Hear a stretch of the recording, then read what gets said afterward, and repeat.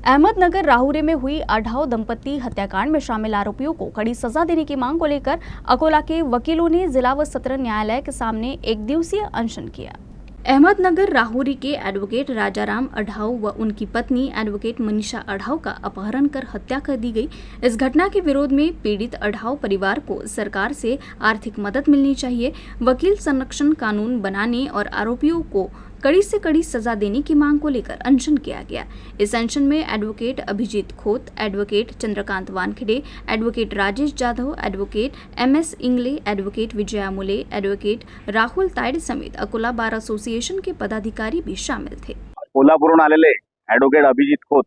हे सर्व वकिलांसाठी जो लढा देत आहे, त्या वकिलांच्या मागण्या ज्या रास्त मागण्या आहेत, ज्या प्रलंबित आहेत आजपर्यंत, त्यांनी ते उचलून धरलेले आहेत। जसे की ॲडव्होकेट प्रोटेक्शन ॲक्ट जो सगळ्यात महत्त्वाचा पार्ट आहे, जो त्या आपण आता घटना बघत आहे,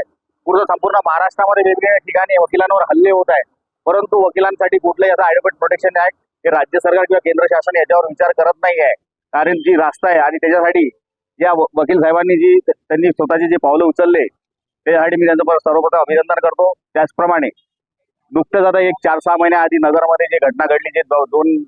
वकील दाम्पत्य यांच्यावर हल्ला झाला आणि त्यांना हत्या झालेली आहे, त्यांच्या हत्येनंतर त्यांचा जो परिवार आहे यांच्यासाठी बार कौन्सिलकडे जी प्रोव्हिजन आहे की वकील मृत्यू झाल्यावर 1 लाख रुपये किंवा 2 लाख रुपये देतात, ती रक्कम नगण्य आहे, खरोखर नगण्य रक्कम आहे आणि ती रक्कम जास्तीत जास्त मिळावी जेणेकरून ॲडव्होकेट त्यांच्या परिवारांचा